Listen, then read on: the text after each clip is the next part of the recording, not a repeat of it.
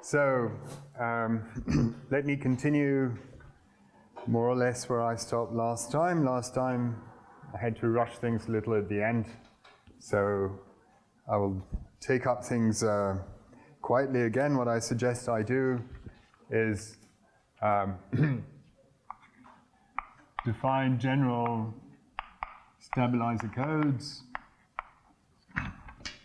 and then go back to the small example of the 5-qubit code.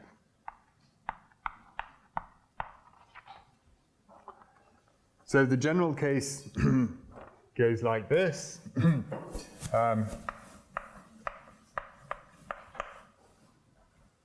What are we trying to do?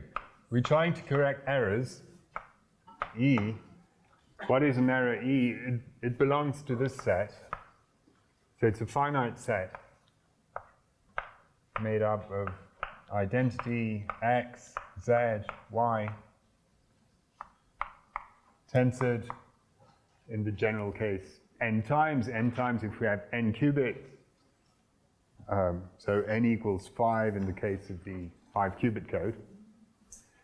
And we'll be trying to correct errors E of small enough weight, like in the classical case.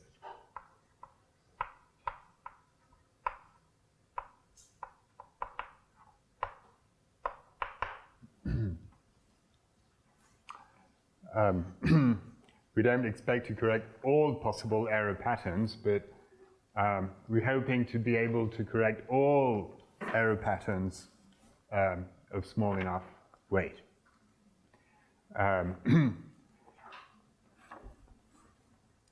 Okay, so what is the strategy?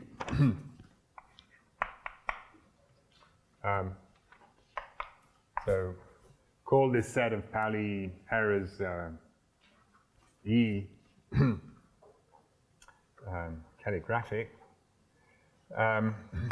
So to construct a stabilizer code, what do? We find the subgroup S of E, so subgroup of error operators, which is abelian, so an abelian subgroup. Abelian is very important. This abelian subgroup has generators. So we had 4 of them last time. More generally, let's say we have R generators. And we can think of them as making up a matrix that we can call the stabilizer matrix. Sometimes by analogy with the classical case, we call it a parity check matrix.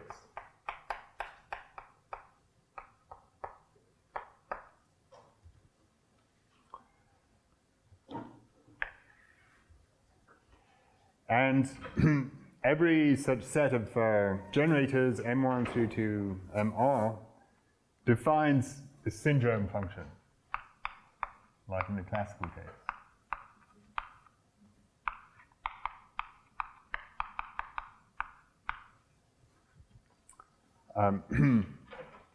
So, what is the syndrome of an error E? It's a binary R tuple. It has as many coordinates as there are generators. So say S1, I'll write it as a column vector like in the classical case. S1 through to SR, so this is in 0, 1.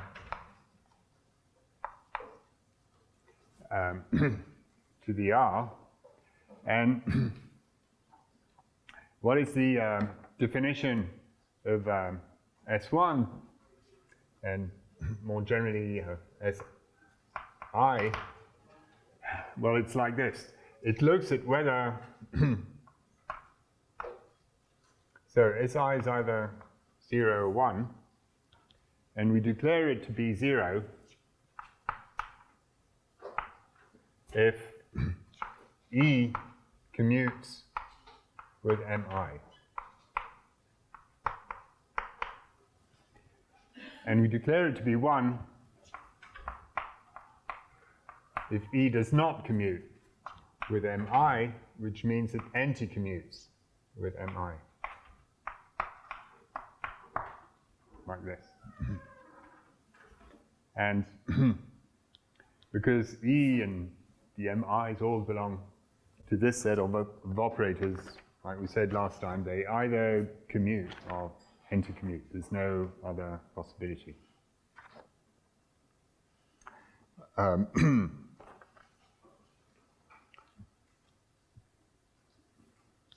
Okay, to be explicit, last time we had this matrix. So X, Z, Z, X, identity to the 5-qubit code. And 4 cyclic shifts.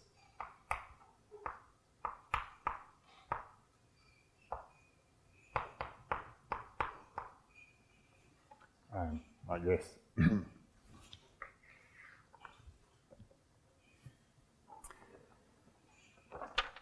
So now what is the space of encoded states? The code, if you want, C. So it's the space of states psi that are stabilized by S, such that for any M in the stabilizer group, M stabilizes psi. M applied to psi equals psi.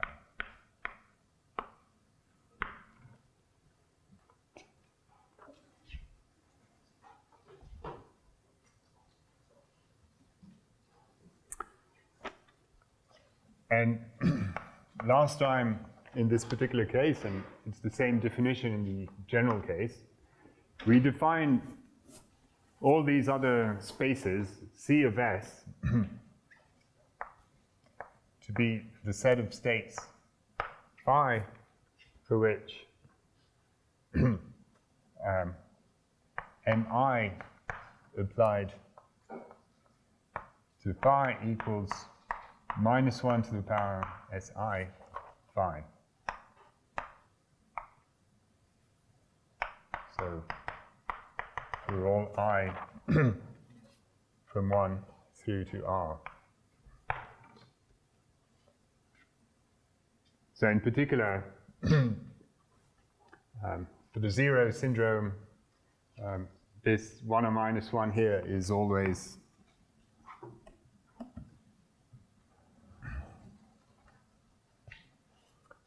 equal to 1. And this is exactly the code C, the set of encoded states.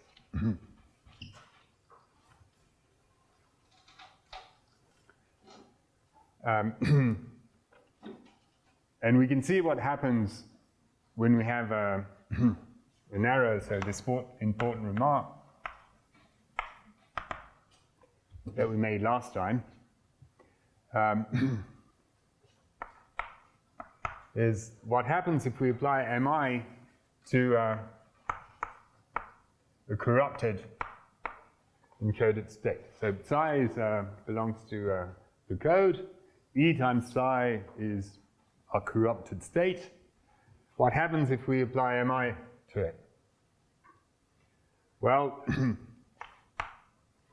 it either commutes or anti-commutes with E, so it gets this factor in front of it, -1 to the power Si E times Mi psi. And by definition of psi, Mi psi is exactly psi. All the Mi, all elements in the stabilizer group, they stabilize encoded states, so this is the same thing as -1 to the Si times E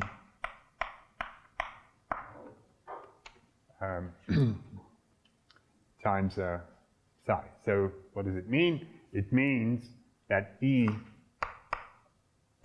times psi falls into one of those spaces, the C of S.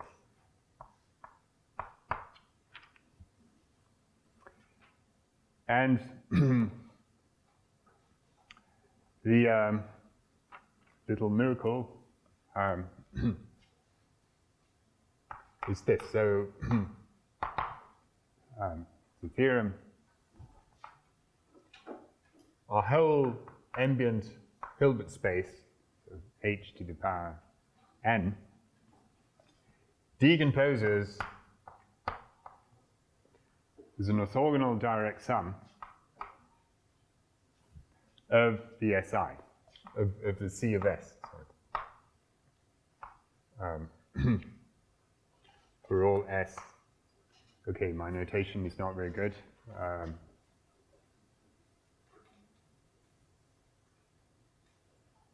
No, it's okay, never mind. For all S in the set of syndrome values, so in 0, 1 to the R. So what does it mean? It means that we can measure the syndrome of the error. We have a measurement which will project on the C of S, and if the state that we're measuring is E times psi, well, the measurement is going to tell us exactly E times psi is in some C of S, where S is the syndrome of E.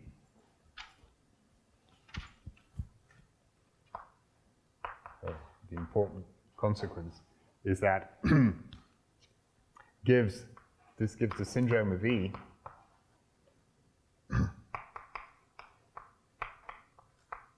if the measurement is applied to E times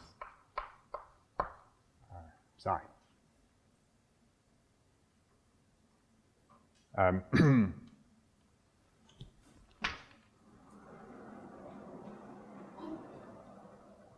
Okay, hopefully this is good enough.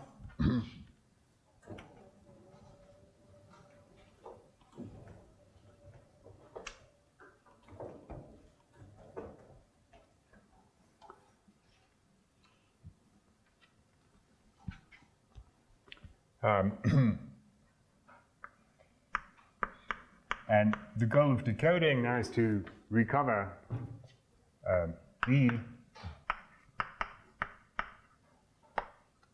from the syndrome of E. And then, once we have E, we can apply it again to E times psi. But E squared is the identity. So we recover the original encoded state, psi.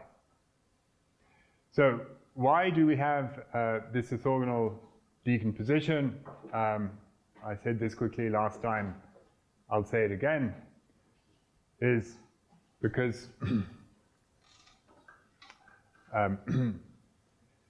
what are the states, what are the spaces C of S? So we see that phi that is in C of S is an eigenspace of the operator mi. Also notice that mi squared is equal to the identity. So its eigenvalues are either 1 or minus 1. So we have two eigenspaces.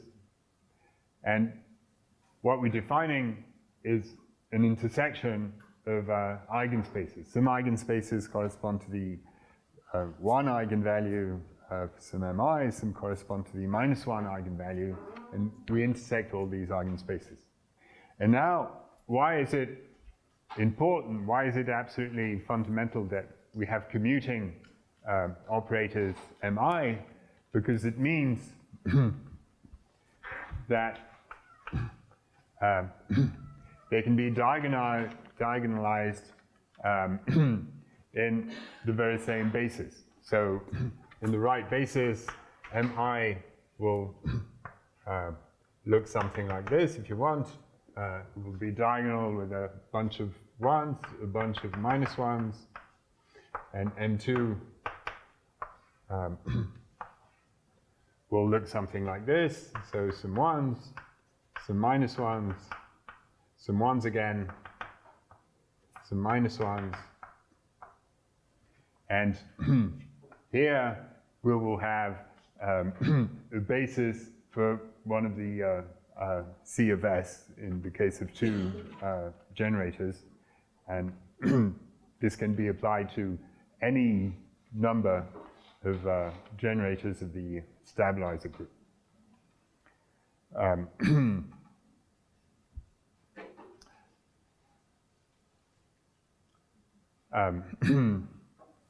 So this is why all the C of S are orthogonal and form a orthogonal direct sum decomposition of the whole Hilbert space. So going back to the example of the 5-qubit code,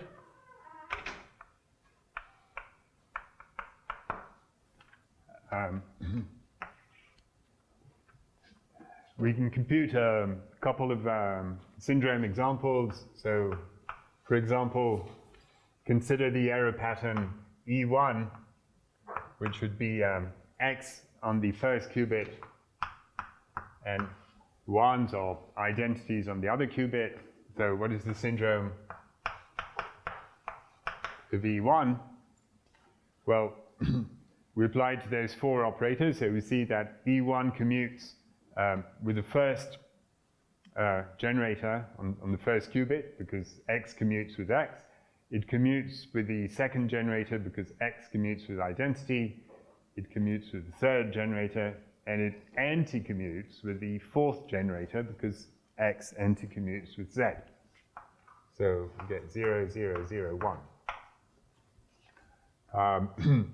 We can do E2 equals Z, 1, 1, 1, 1. This time, syndrome of E2 will be equal to 1 because Z here anti-commutes with the first X in the first row. Then there's an identity, 0. Then the 1 because there's an X again, and 0 because Z commutes with Z. Let me do last one. E3, suppose E3 is Y, identity, identity, identity.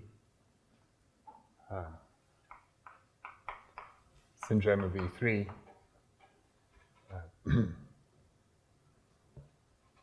will look like this. Y anti-commutes with X, also with Z. Then we get this 1, 0, 1, 1. And you can notice that all these syndromes are different. And I'm not going to go through all 15 error patterns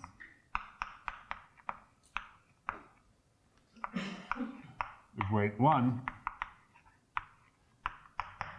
So what do I mean by weight 1? I mean error patterns that have only one component not equal to identity. So these three patterns are of weight 1. There are 4 identities and something else.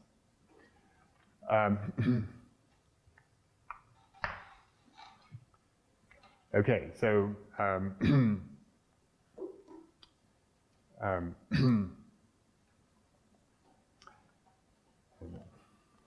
5 coordinate positions, 3 ways of putting non-identity symbols, 5 times 3, 15 error patterns.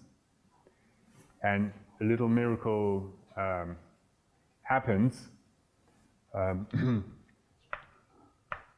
They all have different syndromes.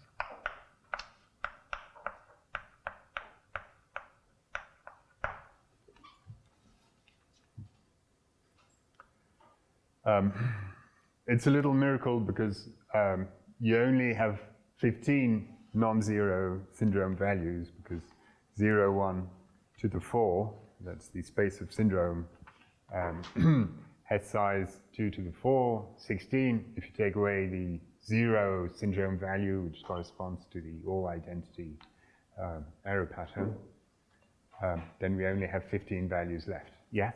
But this works specifically because the N1, 2, 3, 4 have been chosen this way, no? Yes, exactly. Okay.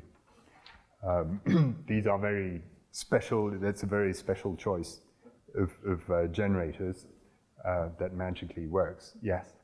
I don't understand the theorem, why the sum of the CS span the subspace. For instance, if you take C0, Yes? why isn't it the empty subspace, zero subspace? Because if in the diagonalization of the ones So, C, are in different places, then the space will be the zero space. And I don't understand why you do. okay, why is C0 not the zero subspace? Why is this direct sum decomposition non-trivial? So something that I've been quiet about is what are the dimensions of the subspaces C of S, and this is really what you're asking. So you should agree with me that we do have a direct sum decomposition because we have intersections of eigenspaces that are all described by the same orthogonal basis. What is not completely clear, possibly, is what are the dimensions of the C of S? So maybe if we're unlucky, the dimension of C0, the code, is 0. So that requires a slightly tedious linear algebra, symplectic algebra proof, which is not especially difficult, but it's true. All the spaces C of S have the same dimension. In particular, for the code, what happens if you take the one eigenvalue, one eigenspace of the first generator, it will have dimension n over 2. So the one eigenspace and the minus one eigenspace of these Pauli operators, they have the same dimension. So in this example, 16. So if we choose the one eigenspace of the first generator, we'll get a space of dimension 16. We intersect it with the one eigenspace of the second generator, we'll get dimension 8. We intersect it with the third generator, we'll get dimension 4. If we intersect it with the fourth generator, the one eigenspace of the fourth generator, we will get dimension 2. It needs a proof. If I start proving it, I will not have much time to talk about anything else, so just trust me on this. It is not a super complicated proof. There are no fancy ideas in it. It's really standard linear algebra. You just have to look a little more your generators in the eye, so to speak, so as to understand how these plus one and minus one eigenspaces distribute themselves. Yes? So can the code also correct larger distance errors? And if so, can one quantify or identify which ones it can correct?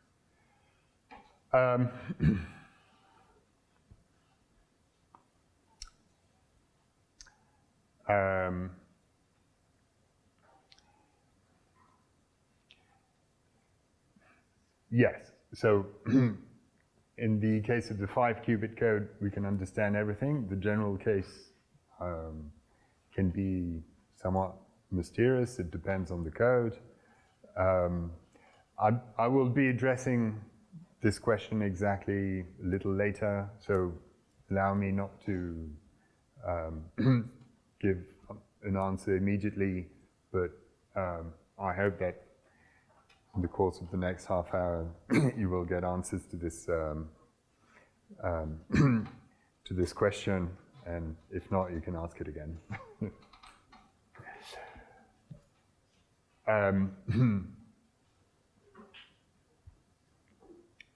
Right, so you can continue this little exercise with the 15 error patterns of weight 1, and you will see that they're all different.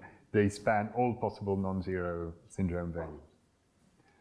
So if our quantum states gets hit by an error that is good enough to have only weight 1, we will compute the syndrome of the error by doing this measurement, and we will know exactly what the error is, and we can apply it to the state again and recover our initial state.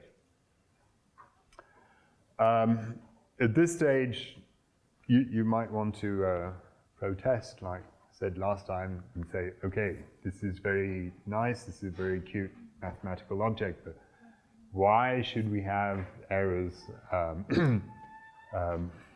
that are only X and Z and Y errors? Surely in the real world we'll get something more general than this. Our quantum states will be moved about in a more general way. Yes, but this is the sort of thing that happens. So real world errors.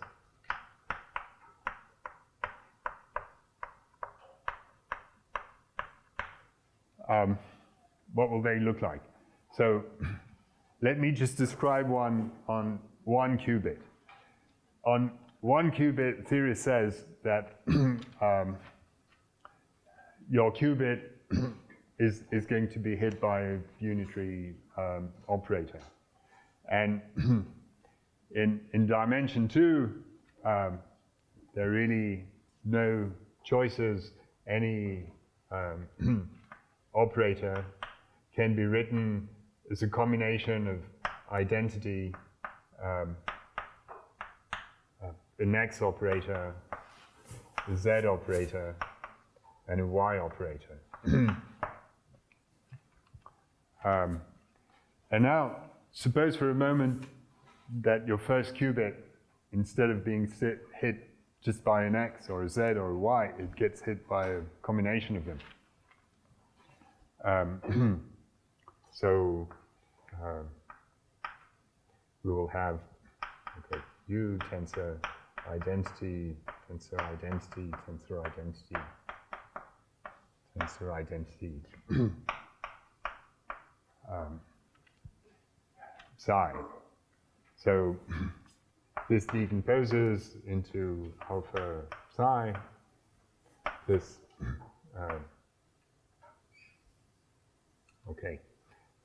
beta x1 1 psi plus gamma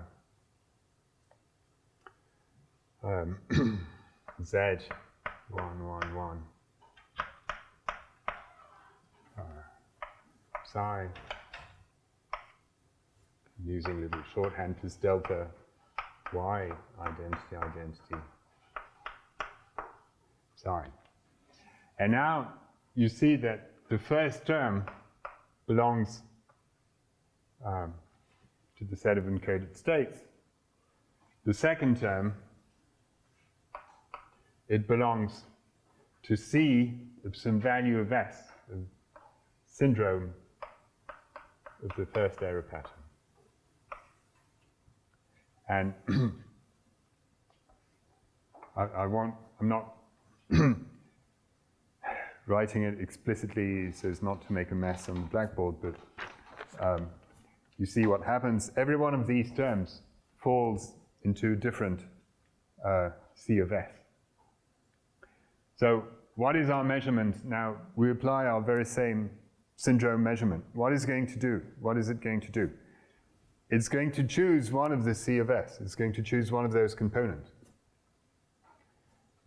And what does it mean? It means that we will end up in exactly the same situation that we would end up in if the original error were a pure X error, a pure Z error, or a pure Y error, or maybe no error at all.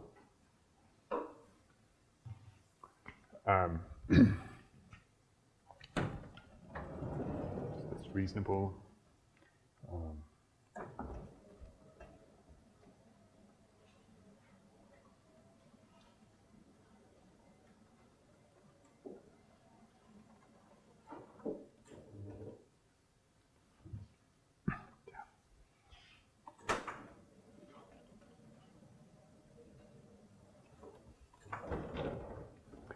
So one way of thinking about this is that the syndrome measurement, it basically transforms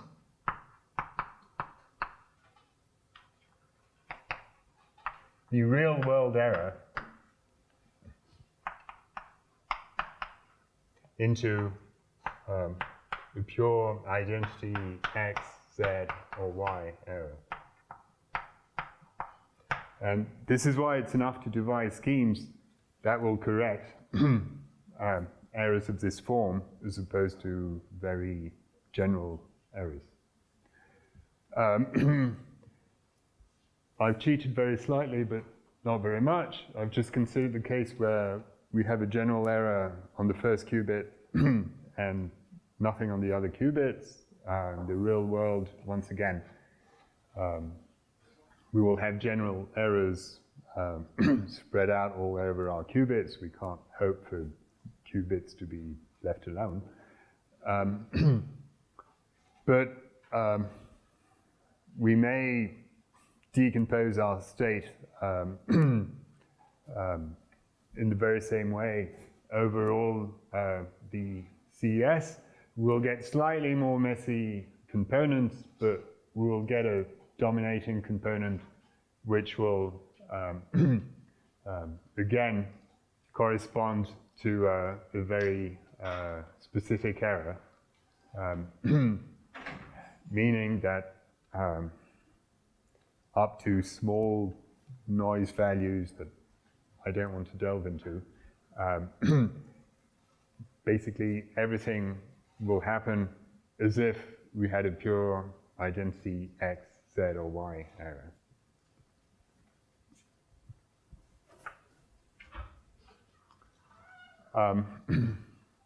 Okay.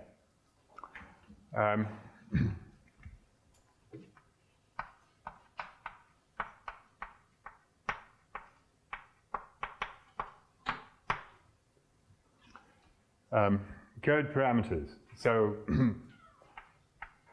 like in the classical case, the number of physical qubits that we're dealing with is usually denoted by n. We call it the length of the code. Another parameter is the dimension. Here things change a little. So what happens is that the dimension of C0, our set of encoded states, well, as I said before, it starts by 2 to the n, and every time we add the generator, we divide the dimension of the Hilbert space by 2. Again, I'm not formally proving this for lack of time. It's not a hugely difficult thing to do. And this means that you want to think of the number of qubits that you're encoding as living in a space of dimension n minus r. So the number of logical qubits is n minus r, and we call this k n minus r. the dimension of the quantum code. Which kind of corresponds to the classical case. Typically in the classical case, you have R parity checks for your classical code, and the dimension of the code is n length minus the redundancy R. I'm calling it R because redundancy. N minus R is the dimension if you put linearly independent rows in your parity check matrix. And now the third parameter in the classical case was the minimum distance of the code. Here we again define the distance parameter. So if you remember what it was in the classical case, it was the smallest weight of an error pattern with zero syndrome. So we attempted to say this.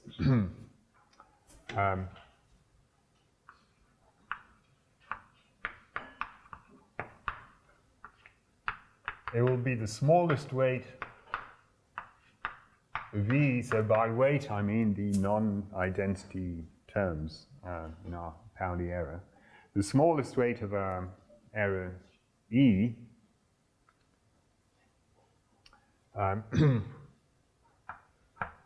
such that sigma E is equal to 0, but here there's a twist. A small but significant difference with the classical case. That was the definition in the classical case. And here I'm going to add smallest weight of E that doesn't belong to the stabilizer group of errors. Because by definition, our stabilizers, for example, our generators here, well, they stabilize the quantum state and they have zero syndrome. But they stabilize the quantum state. So if we have an error with zero syndrome that stabilizes the quantum state, well, we don't really care about such an error if, okay, M belongs to S. By definition of our encoded states, applied to psi, it's just psi. We don't care if an error like this occurs, because we don't need to correct anything. It doesn't change the quantum state. But we will be in trouble if an error of zero syndrome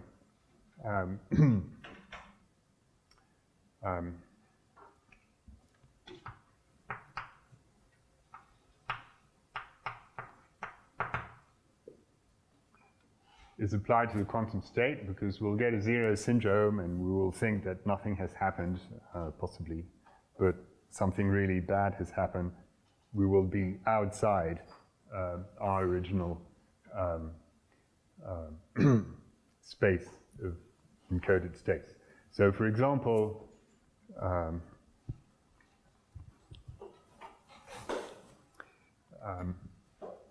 the 5-qubit example, we could have XX identity, Z identity, and you can check that it commutes with all 4 generators. So for example, with the first generator, we'll have exactly 2 coordinates, the second and the fourth, where an X and a Z meet, but you have 2 of them, so individually the operator's restricted to that coordinate n to commute, but globally they commute because you have an even number of them. But you could also check that this doesn't belong to the stabilizer group.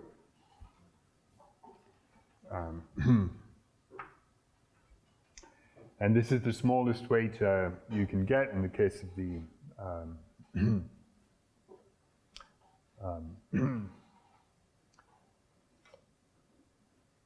in the case of the 5-qubit code.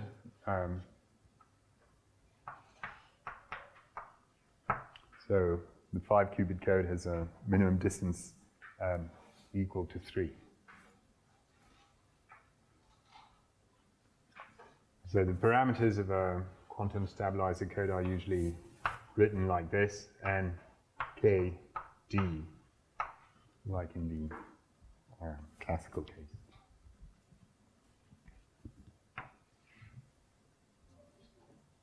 Yes? I believe with the 9, we thought this happens, so this is not a problem. Maybe you want to put the normalizer first here. What is not?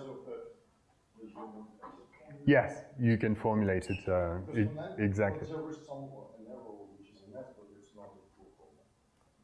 Yes, so that always happens with stabilizer code. If you have an error which is in S, it's never a problem. By construction, it doesn't change the quantum state. So we have nothing to do with when such an error happens. So this is a strong difference with the classical case. In the classical case, when you have a non-zero error, it always is bad. I mean, it changes your original code word into something you don't want.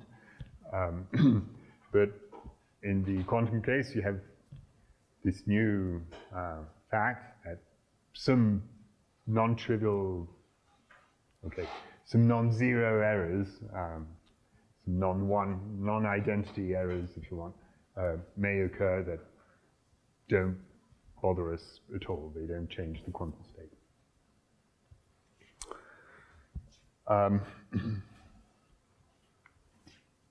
Okay.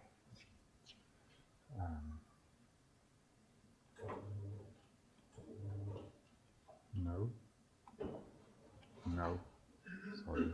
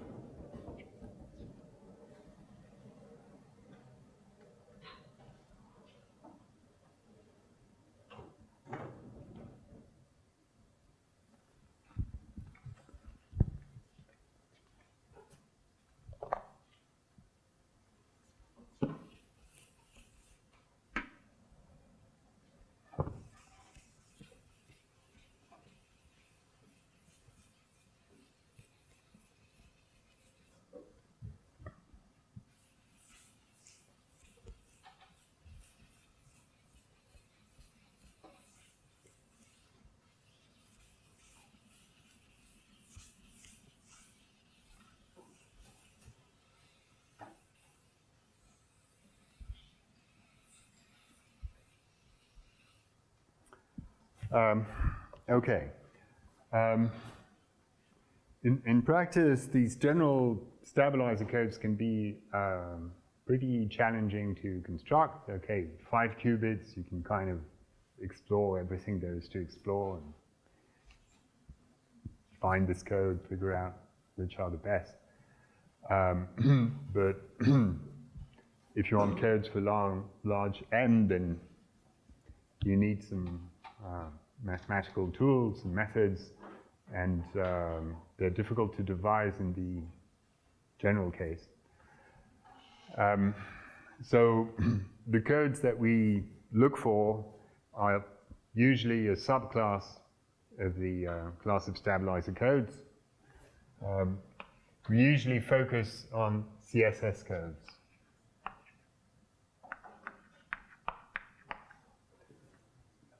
So CSS codes were discovered independently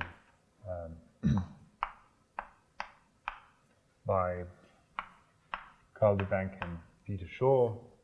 That's the first 2 letters. And there's an independent paper by Steen, who's the co-discoverer. And what are CSS codes? They're codes for which you can find 2 sets of generators. So they're stabilizer codes. They can be described with the set of generators of a stabilizer group. But the special thing that happens is that we have a set of generators which have only x's and a set of generators that have only z's.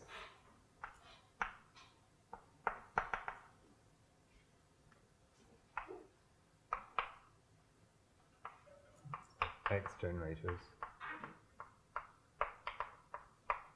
Z generators. That's it. That's a CSS code.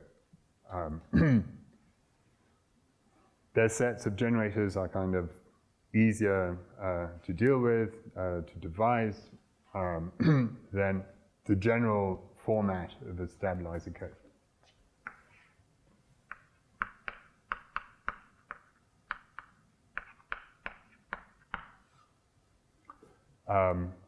So, to take a small example, the Steam code. How is it constructed? It's constructed from the classical Hamming code.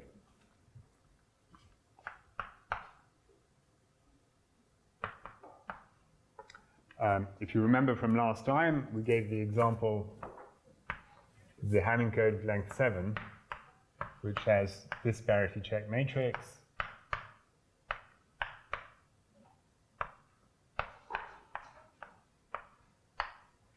which is constructed by taking all possible columns of length 3, non-zero columns of length 3, there's 7 of them. And if you look closely at this code, you can see that the support of code words here, they meet in an even number of positions. So these rows, they generate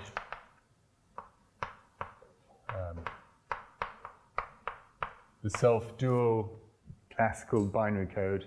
So self-dual, or if you prefer self-orthogonal, actually self-orthogonal is better terminology.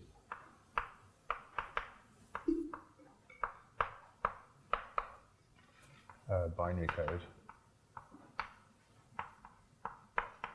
So for the inner product over F2, it just means this. I mean, orthogonal binary vectors, they're vectors whose supports meet in an even number of positions. That's it. So what can you do? You can do this. You can transform this matrix into a set of X generators. How? Every time there's a 1, you put an X. Every time there's a 0, you put an identity.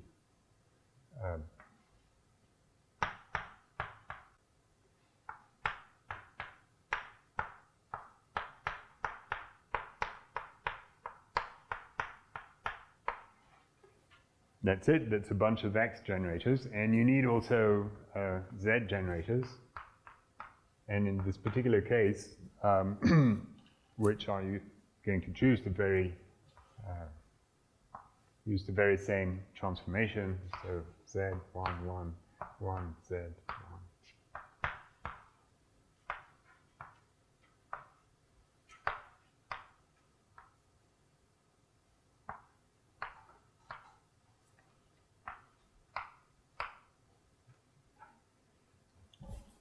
And if you're not completely convinced, you can check that any row of Hz and any row of Hx together, they meet in an even number of positions, meaning there's an even number of positions in which you have X and Z, which means that any generator here commutes with every generator here. So in this way, if we take all 6 generators, we've created, they generate an abelian group, which is what you want to define a stabilizer group.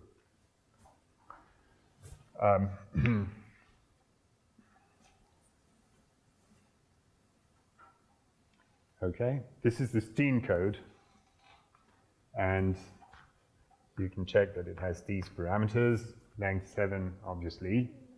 dimension is 7 minus 6, because 6 generators, so 1. And I'll leave you to convince yourselves that the minimum distance is 3. This code can also correct single errors, any error of weight 1, like the 5-qubit code. So the 5-qubit code is the smallest code, the smallest stabilizer code that can correct 1 error. You need at least 5 qubits to correct 1 error. The Steen code is the smallest CSS code that can correct 1 error. It needs 7 qubits.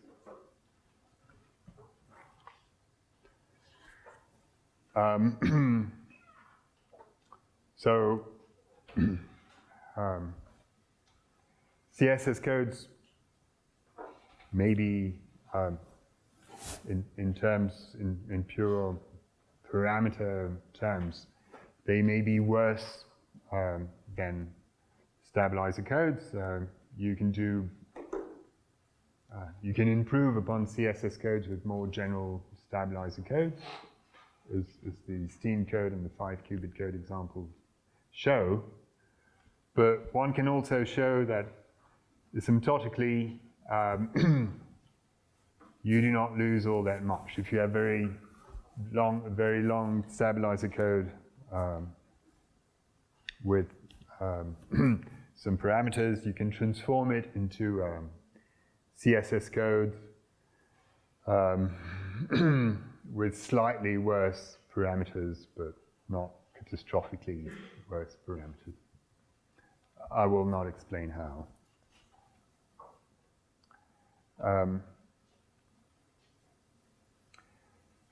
Okay, so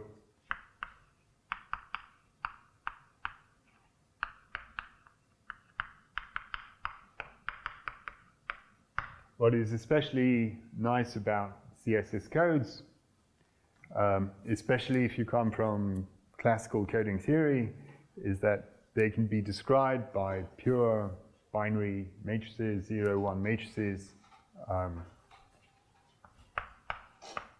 So you need 2 matrices, one matrices, one matrix, let's call it HX, that will look like this, but it has only 2 types of symbols, so you could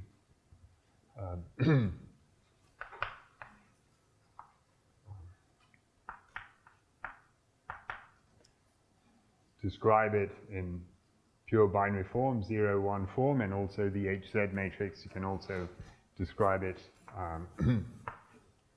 in binary form. So all have elements in F2.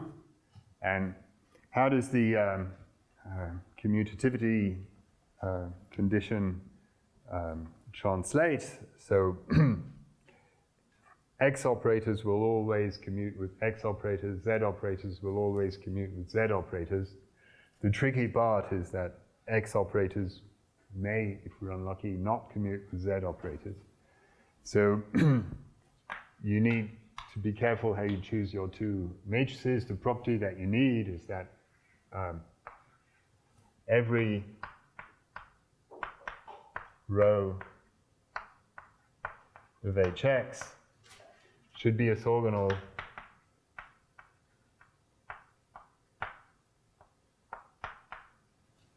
in the binary sense to rows of HZ. Any pair of rows, one in HX, one in HZ, should be orthogonal. Orthogonal just means their supports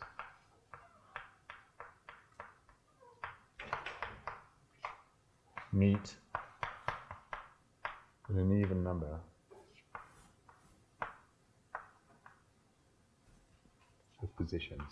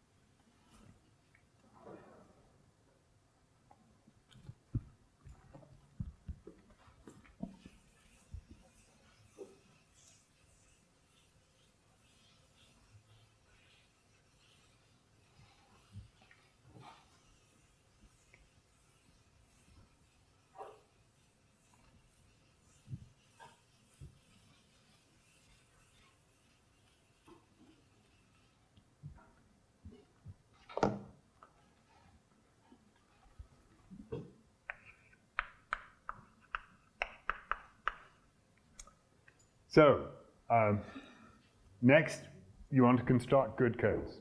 How do you do this? So, in practice, if one may use this term, for quantum computing applications, engineers tell us we need LDBC codes.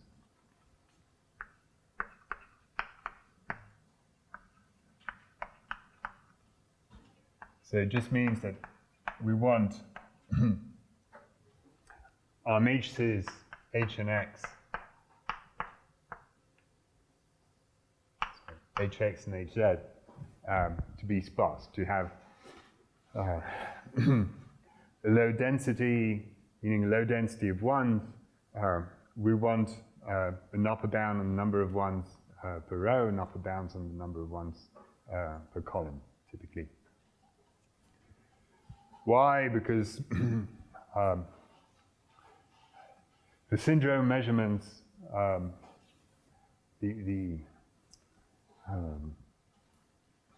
we've seen the key to quantum error correction is measuring syndromes. This is a quantum measurement. It's something non-trivial, it's something tricky, and if you're measuring a syndrome corresponding to some generator, to some parity check equation of low weight, it means that you only have to look simultaneously at a small number of entangled qubits, the ones that have an X or a Z in their positions. So the operator that you're measuring, if you want, involves a small number of qubits.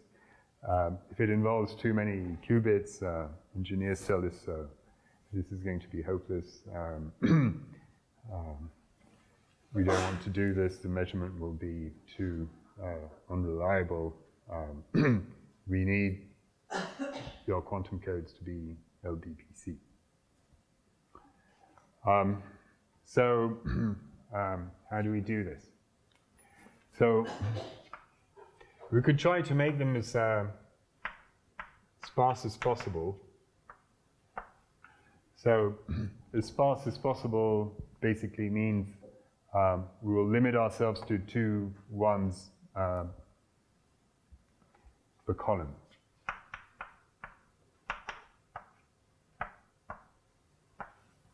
So 2 ones per column for HX, 2 ones per columns for HZ.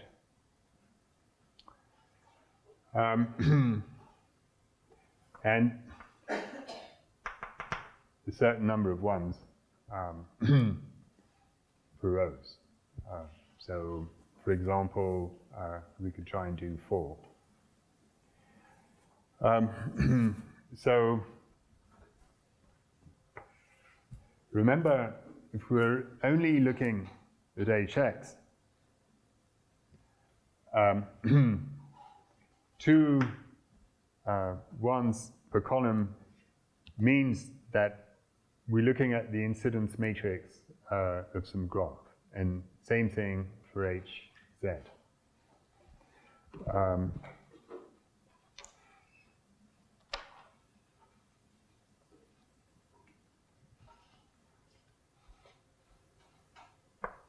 If for a moment we go back to the maybe yellow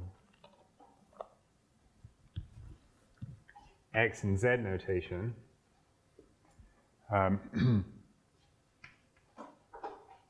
and we look at a column, how can we view a column?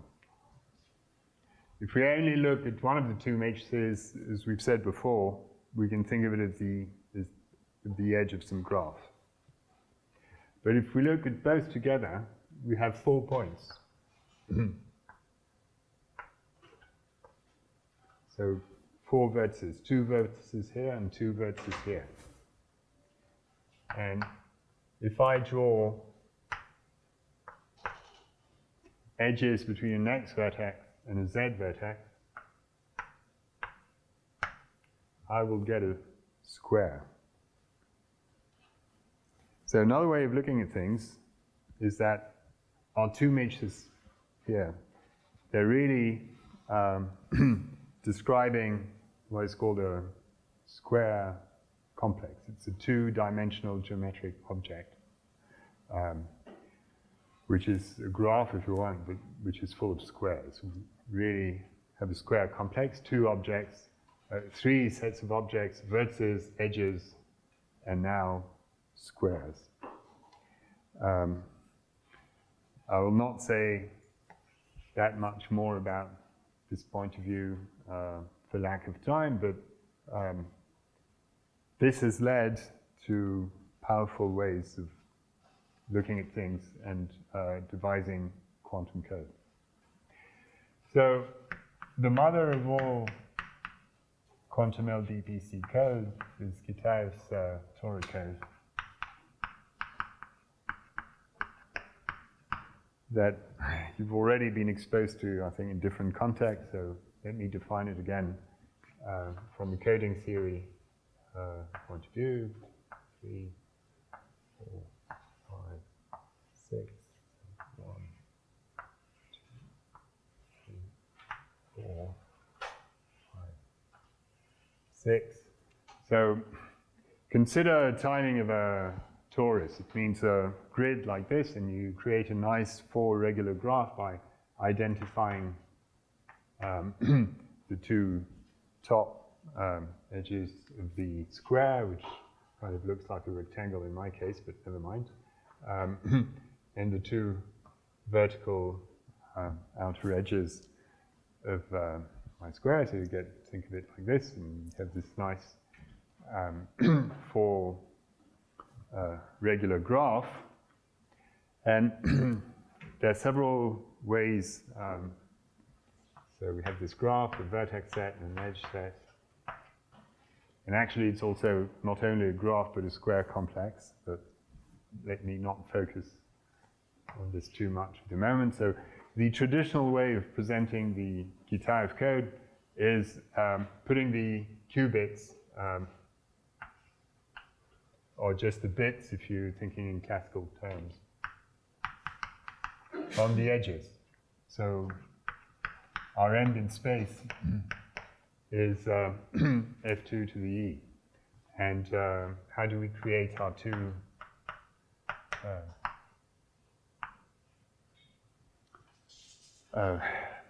sets of matrices, hx and hz? So hx will be like this. Each row will correspond to elementary co-cycles, so there will be one row for every vertex in the grid, like this, and all the others will be 0.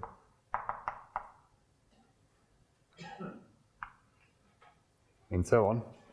And for hz,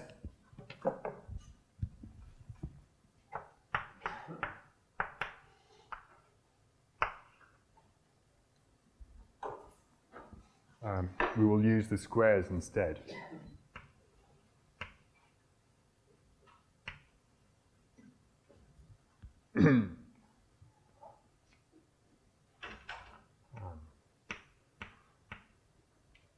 So we'll put rows supported by every little square. And now you can see that every row of hx will be orthogonal to every row of hz. Either the supports don't meet, or if they do meet, they meet in exactly 2 edges that form a little corner. So they're orthogonal. Again, it means that if you transform them into a set of x operators and z operators, they all commute.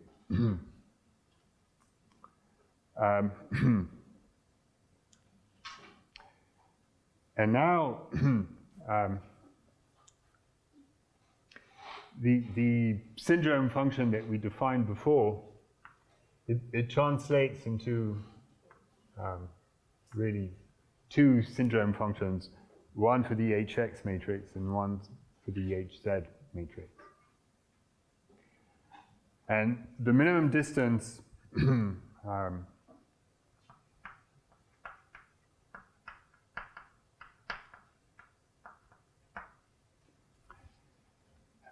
it's given by smallest error pattern with a zero syndrome either for hx or for hz. So let me focus on hx. Now, hx, the way it's defined, it's nothing but the cycle code of this graph. It's a parity check matrix for the cycle code of this graph, the one that we defined before. So in classical terms, code words are just cycles of the graph. They're the ones with zero symbols. But now we have cycles that from the quantum point of view are trivial and non-trivial cycles. The trivial cycles, they're the ones that are generators of our stabilizer group.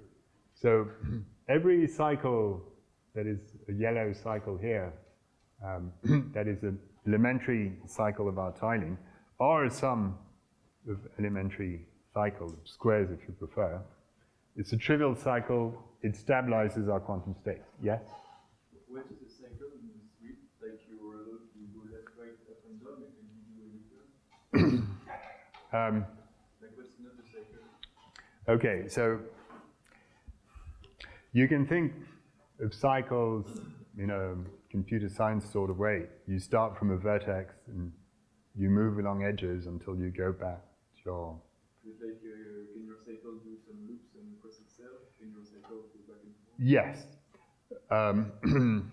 So the point of view that I'm using is really the homological definition of a cycle. I don't care about where I start, where I finish. I don't care about the dynamics, if you want, trajectories. What I want is a set of edges. That's all I want. And the definition of a cycle, in the sense, it's a set of edges with the property that every vertex meets this set of edges in an even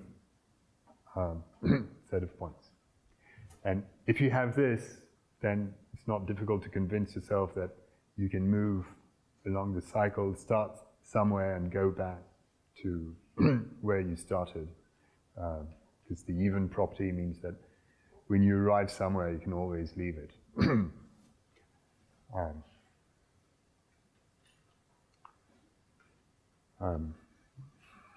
This homological definition generalizes to more abstract objects. That's why it's interesting. So the non-trivial cycles are the cycles of the graph that are not sums of squares. And these look like this. They're cycles that wrap around the torus. And you can convince yourself that a cycle that does this, you can't express it as a sum of squares. For example, because vertically in this row, this edge appears only once, and every time you use a square, you have a parity issue. You use two vertical edges, for example. And also vertically. So one can compute the dimension, the parameters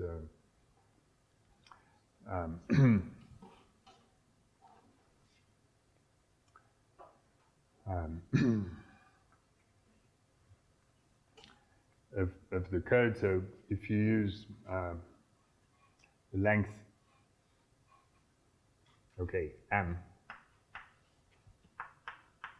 for your grid, the number of edges will be 2m squared. The dimension of your code, it's not too difficult to convince yourself that it's 2, so one dimension for the vertical direction, one for the horizontal direction, and the minimum distance is that of those loops that wrap around the torus. which is M. I haven't mentioned how to treat HZ, but it can be treated in a similar way. Actually, there's a one-to-one correspondence between elementary cycles, elementary co-cycles. If you use the dual tiling, squares becomes crosses and crosses become squares. I don't want to be more specific than this. There are many ways of using and representing the Kitaev code.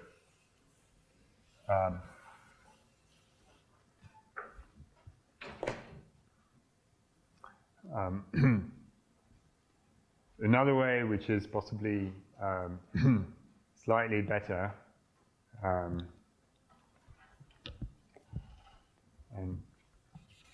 I hope will not be too confusing. Remove the colors.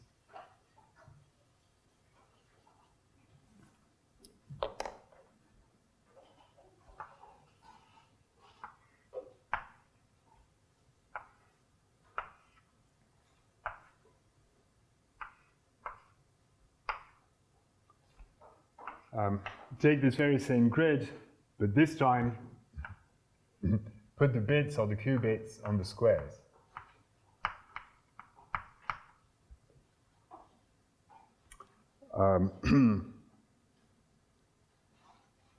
And now we will have two types.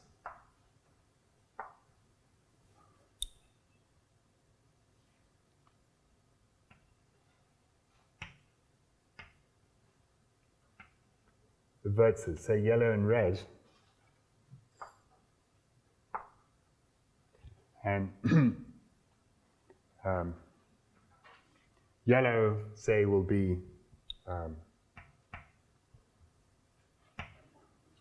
for the Z matrix, and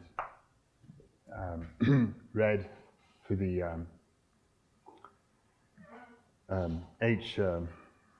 X matrix. And now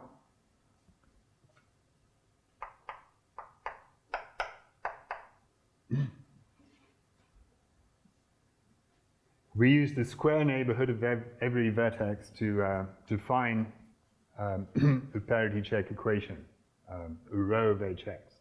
So this vertex here, say call it A, it corresponds to now to a row of HX, which is row A, and we have ones in the positions corresponding to the squares adjacent to A. And we do the same thing. The yellow vertices that get the Z checks. And you can see that when two checks meet, they meet in two squares, two positions. And this time the definition is completely symmetric. You can see that the role of HX and HZ are exactly the same. There's an even odd issue for the wrapping around to work. You're going to need M to be of the right parity, which is not the way I've drawn things. So you'll need something like this so that you can identify red vertices with red vertices. And now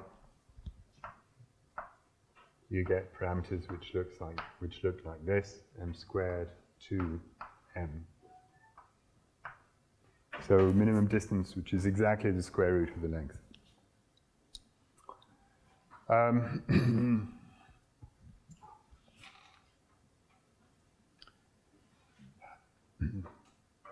Okay, the Kitaev code is the most studied LDPC code, quantum LDPC codes. There are a huge number of papers about it, about how to decode it. So I don't have time to properly address decoding issues.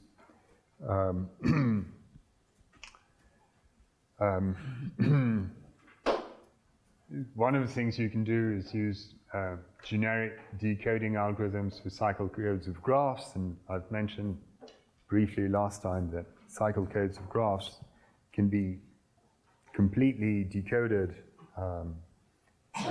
We have complete decoding algorithms for cycle codes of graphs that are polynomial time. And this is something truly exceptional. One can apply this. In the quantum case, it's not quite good enough because this generic decoding algorithm is polynomial time, but it's not linear time. And in the quantum setting, we want decoding algorithms that are super fast because we don't want to wait too long for our quantum states to get corrupted. So remember, the strategy for decoding is doing a syndrome measurement and then use a classical computation to figure out what is the error vector from its syndrome value, and then we immediately apply the error pattern that we've found to the quantum state to hopefully get it back into the initial state. But we want to do this quickly, so figuring out what is the error pattern from its syndrome, in other words, decoding, and the decoding problem is close to a classical decoding problem. We want to find ways to execute this really, really quickly. So decoding Kitaev code has been pretty much optimized these days. It's still not completely clear what is the best way to decode the Kitaev code. There are a number of options available to us. I'm not going to say any more about this. In my last 10 minutes, maybe a few words on recent developments. What can we do to create alternatives to the Kitaev code? So what are the drawbacks of the Kitaev code? It has a small dimension. So we pay a heavy price. We encode only 2 logical qubits into potentially a large number of qubits. Also,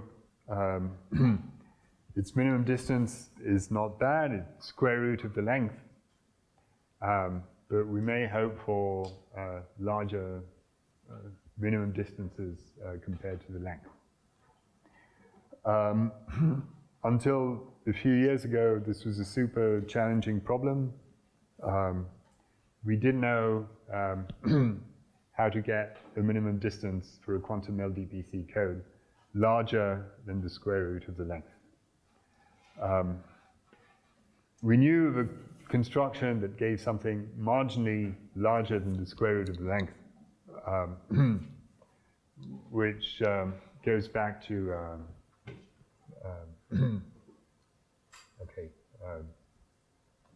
maybe I won't write them down, Friedman, Meyer, Luhr. And this code also had dimension 2, and the minimum distance, instead of being square root of n, it was square root of n times 4th root of log n, a small term. Fiendishly difficult construction involving some tilings of a 4-dimensional object.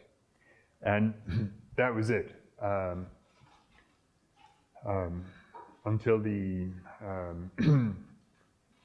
first years of this decade, we didn't know how to do better. And then there were a flurry of results improving on the minimum distance. So a few ideas that one could apply. One thing that you could look for is improve the dimension. So to improve the dimension, you might want to stay with columns of weight 2 and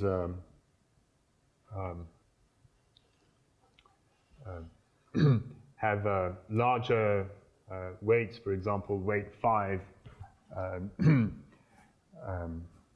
for your row weights. If you manage to do this, then you will get a dimension which grows linearly with n. So you can do this sort of thing with geometry. Actually, this is the only way of doing this sort of thing. If you apply this square complex point of view that I briefly mentioned, you could do something like this. So here's a vertex.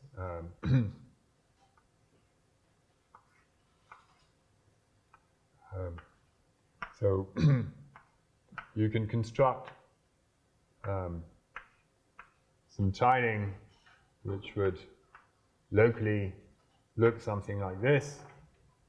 So attach to every vertex 5 squares instead of 4 squares, like this. And you want to continue in this way, and I'm not going to risk drawing much more. So you get something that you can't draw regularly on a Euclidean plane, but you can make this into a nice regular tiling with a hyperbolic distance in the hyperbolic plane. And find ways of taking finite quotients, so you have to do something more complicated than for a torus. If you want to grow this picture and somehow attach the boundaries so as to create a nice regular 5 regular graphs. I will not go into how you can do this. You can do this with algebraic and geometric ideas. You get interesting codes like this with a large dimension. Unfortunately, minimum distance is not going to be very good. It can't grow faster than a log of n. And then you have product constructions, something called the hypergraph.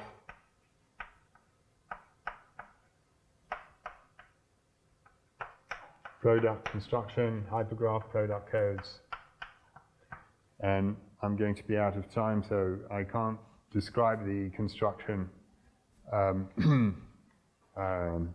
completely because I'm out of time. So these codes, they try to go from 2 1s per column to more than 2 1s per column, say 3 1s per column.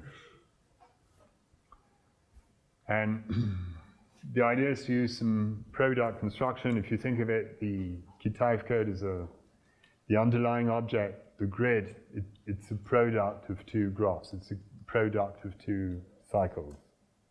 So we might want to try and do the same sort of thing by using products of more complicated graphs or even of hypergraphs. Why we should go to hypergraphs rather than graphs, I don't have time to delve into it, but this gave a significant improvement in the sense that we could have a dimension which scales linearly with the length and keep the minimum distance at least square root of n.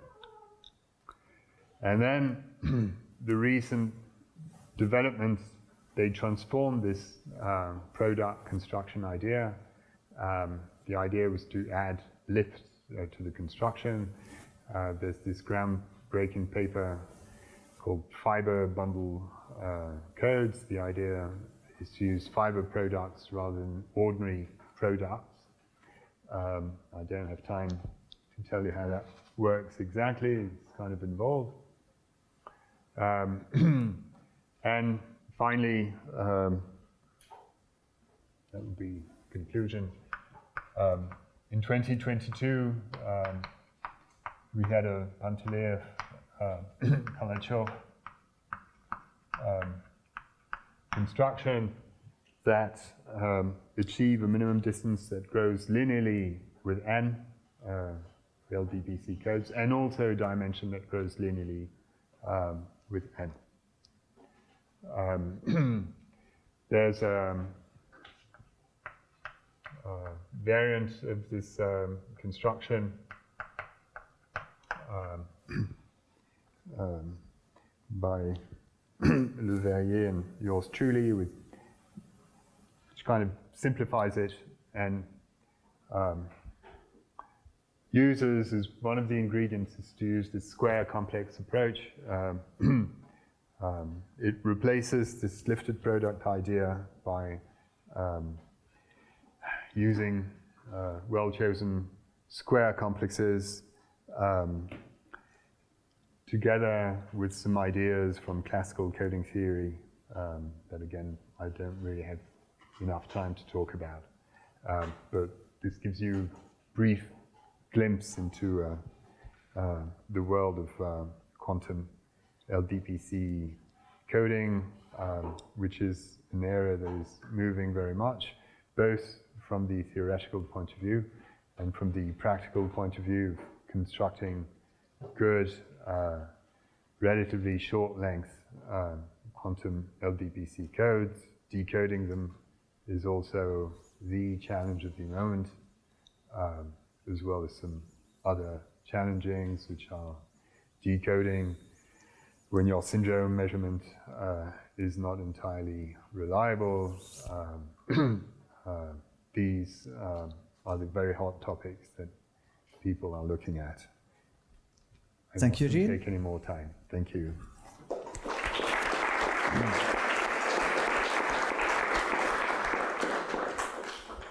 Is there some questions?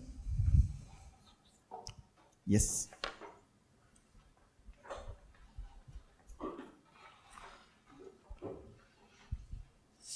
I had a question. All of this was to encode 1 qubit. How do you apply a gate to this qubit, and how do you connect it with other qubits? Okay, that's kind of more than one question. So, yeah, you really ideally want codes that encode more than 1 qubit. So the 5-qubit code that we've discussed at length, it encodes 1 qubit. The Steen code that we've briefly discussed, it also encodes 1 qubit. The Kitaev code, and this is one of its real drawbacks, it encodes 2 qubits, not more. So if you're going to use the Kitaev code, it implies using a lot of resources for error correction.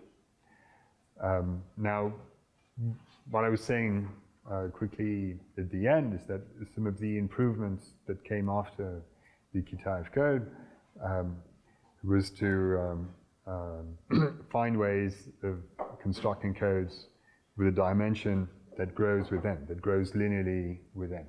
So if you move to tilings of the hyperbolic plane as opposed to tiling of the Euclidean plane, you'll get something which resembles in spirit the Kitaev code. You can define it in very much the same way, but the grid is different, and because the grid is slightly different, if you put a degree 5 here instead of a degree 4, then the number of generators that you have in HX and HZ, they're not close to n, the total number of qubits anymore, and you end up with a dimension which grows linearly with n. Also, in the other constructions that I've briefly mentioned, you encode much more than 1 qubit. And the question was more, how do you apply gates on this code?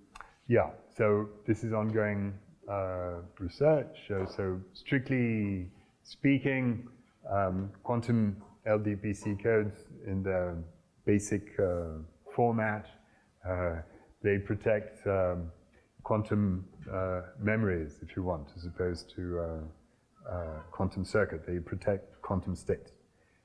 The next step is to devise a way to compute with encoded states.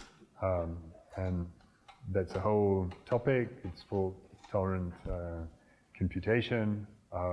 It's a totally non-trivial question. I can't begin to answer it properly. Thank you. Another question?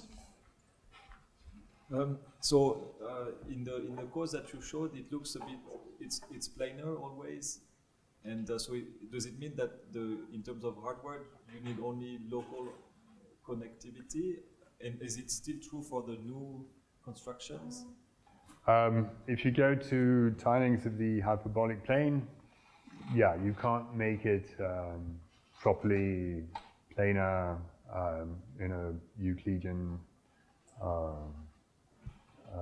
plane. That's not going to work. So yeah, you're going to have to deal with connections that are not purely local.